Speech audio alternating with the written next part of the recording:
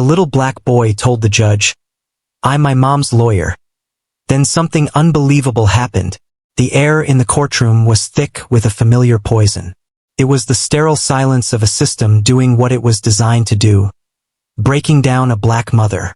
Piece by piece, stereotype by stereotype.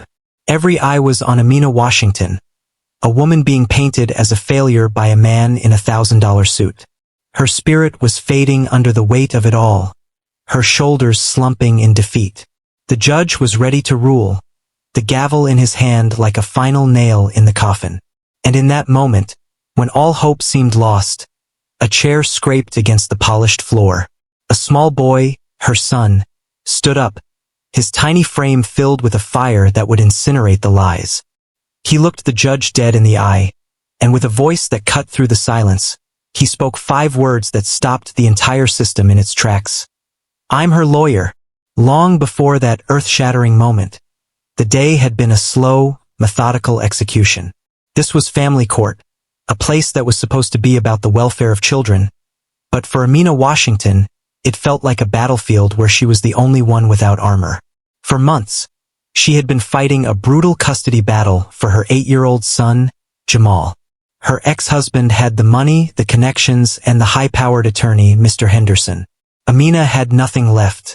The last of her savings had been swallowed whole by legal fees, forcing her to stand alone, representing herself with a trembling hand on a worn-out folder and a heart pounding with primal fear.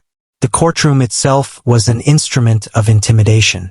Dark, imposing wood walls seemed to absorb all light and hope, and the stern portrait of a long-dead judge stared down with cold, indifferent eyes. Across the aisle, Mr. Henderson, smug and polished, methodically constructed his narrative. With chilling precision, he used the very fabric of Amina's life as a black single mother against her. He spoke of her unstable living situation, a thinly veiled jab at her predominantly black working-class neighborhood. He twisted her long hours at 2 jobs, the very work she did to keep a roof over their heads, into a portrait of chronic neglect. He painted her exhaustion as apathy, her fierce maternal protection as aggression. With every carefully chosen word, he wasn't just questioning her parenting. He was putting her entire existence on trial, using every tired, racist trope in the book to do it. Amina felt herself shrinking, disappearing under the weight of a system that had already judged her before she'd even walked through the doors. And sitting on the hard wooden bench just behind her, Jamal watched it all. His comic book lay forgotten in his lap, his small legs swinging anxiously.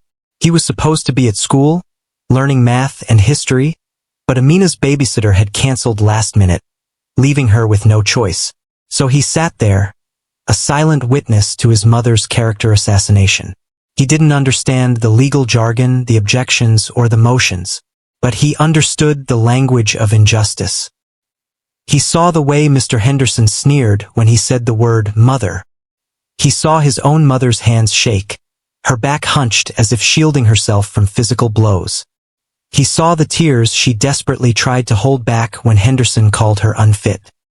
He had seen this woman wake before dawn to pack his lunch, work until her body ached, and still have the energy to help him with his homework and tell him he was a king. And as he watched the lies pile up, a righteous anger began to burn in his 8-year-old heart. The weight of his mother's world was crushing her, and he decided he was the only one strong enough to help her push back. If you're enjoying this story, kindly do us a favor and subscribe to our channel. It is free and won't cost anything, but it means the world to us. We are just a small channel trying to grow. And do not forget to comment where you're watching from.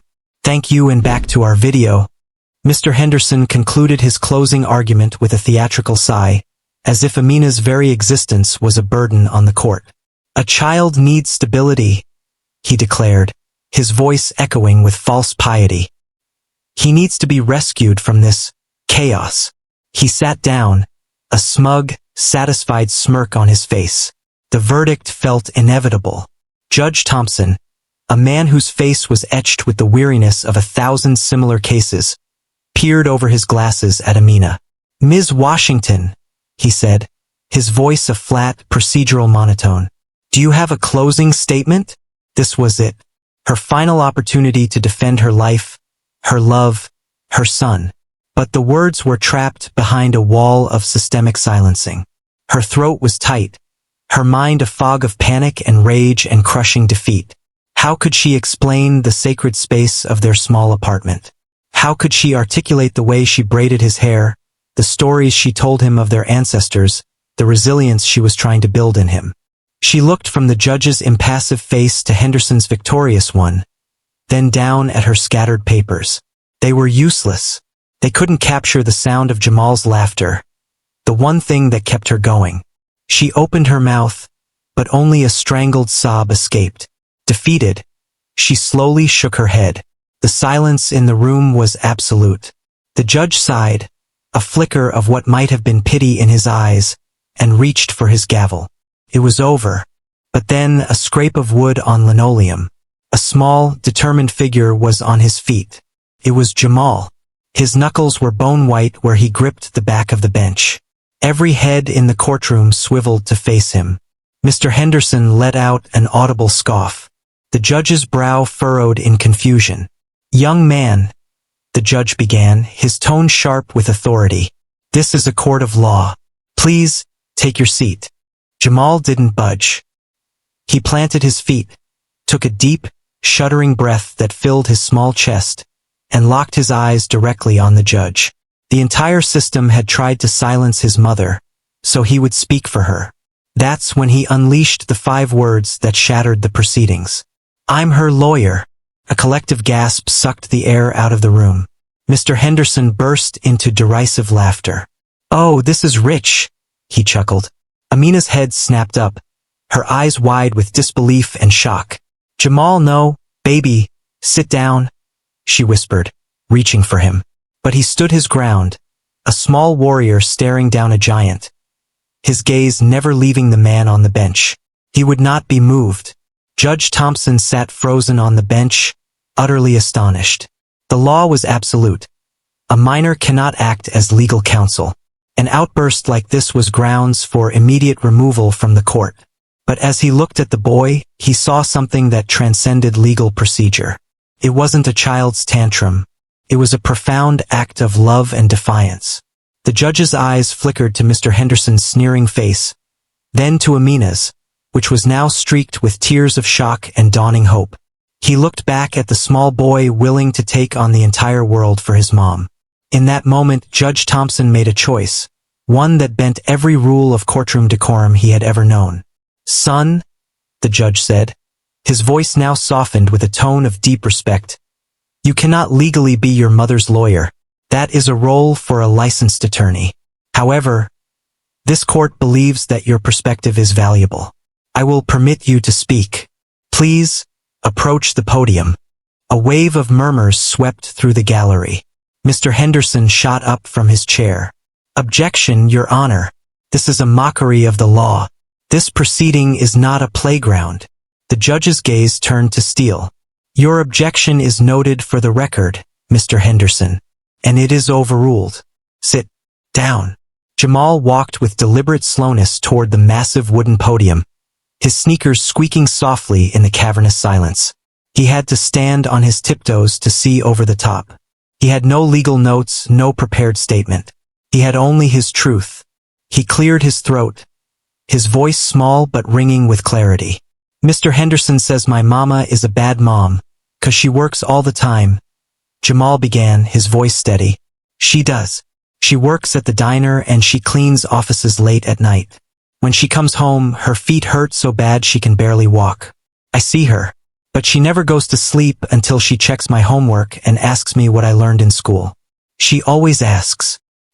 He paused, gathering his next thought as the entire courtroom hung on his every word. The cynical, hostile energy had evaporated, replaced by a raw, focused attention. "He said our apartment is small and in a bad neighborhood," Jamal continued. "It is small, but my mama says our home is a kingdom, and she's the queen. She put up my drawings on every single wall so it's the most beautiful place in the world. And our neighborhood isn't bad. Mr. Henderson doesn't know Ms. Ella next door who gives me cookies, or Mr. James who showed me how to plant tomatoes in the community garden. What was happening was revolutionary. Jamal was systematically dismantling a case built on racist stereotypes, not with legal arguments, but with the simple, undeniable truth of his life. He was painting a picture of a home filled not with material wealth, but with immeasurable love and community. Judge Thompson leaned forward, his professional mask completely gone, his chin resting in his hand. The entire emotional landscape of the room had shifted from cold, legal judgment to a profound human connection. Jamal's voice, though small, filled the room with a story no paid lawyer could ever tell. He spoke of his mother's sacrifices, not in terms of financial hardship, but through the lens of a child who sees everything. He told the court about the time his mother sold her grandmother's locket, the only thing she had left of her, to buy him a new pair of basketball shoes after he had a growth spurt. He talked about the nights she stayed up with him when he was sick with asthma, holding his hand and telling him stories about brave African kings, even though her first shift started in just a few hours. Then, he turned his clear, steady gaze toward the opposing table. "Mr. Henderson," Jamal said, his voice devoid of accusation, filled only with a child's genuine curiosity. "You said my mom was neglectful last Tuesday because she was 20 minutes late picking me up from school." Mr. Henderson, visibly flustered, shifted in his expensive suit. "The school's sign-out sheet confirms she was late," he said stiffly. "Yes, she was," Jamal agreed calmly. "Do you know why she was late, sir?" The question hung in the air, a direct challenge to the man's hollow narrative. Henderson was silent, completely blindsided. "She was late," Jamal explained, his voice ringing with a simple, devastating power, "because she saw some police officers bothering Mr. Charles from the barber shop. He's old and he was just sitting on a bench. My mama stopped her car and stood right there and watched them until they left him alone. She told me we have to look out for our own, always, even if it makes us late." A hush fell over the courtroom. He had just reframed an act of supposed neglect into a powerful lesson about community, dignity, and resistance. Then, Jamal delivered his closing statement. He looked directly at the judge, his eyes shining. "Being a good mom isn't about how much money you have or how big your house is. It's about being there. It's about grilled cheese sandwiches and stories about kings and standing up for people who need help. My mama is always there. She's the queen. And she's the best mom in the entire world." He finished, his small body trembling slightly from the sheer force of his conviction. He had said his piece. The silence that followed was different now. It was not empty. It was full of awe, respect, and a truth so pure it was indestructible. Amina was now sobbing openly, not tears of sorrow, but of overwhelming, fierce pride for the king she had raised. Judge Thompson stared at Jamal for a long, silent moment, his expression unreadable. Finally, he cleared his throat, his own voice thick with an emotion he couldn't hide.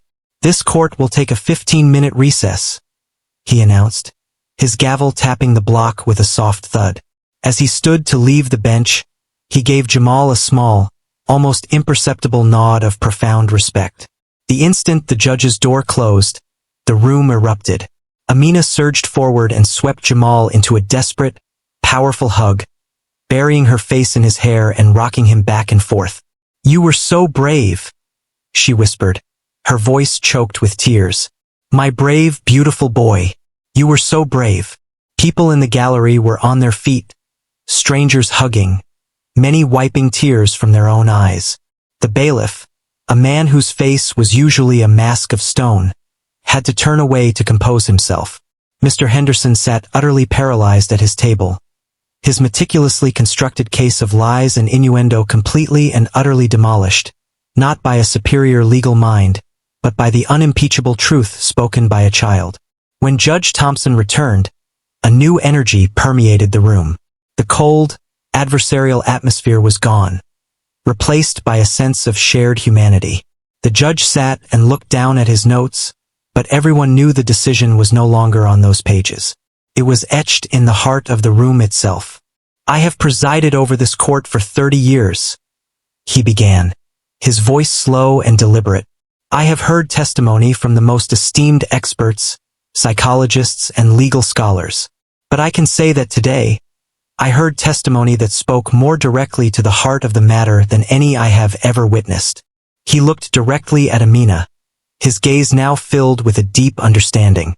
In determining custody, the sole mandate of this court is to act in the best interest of the child.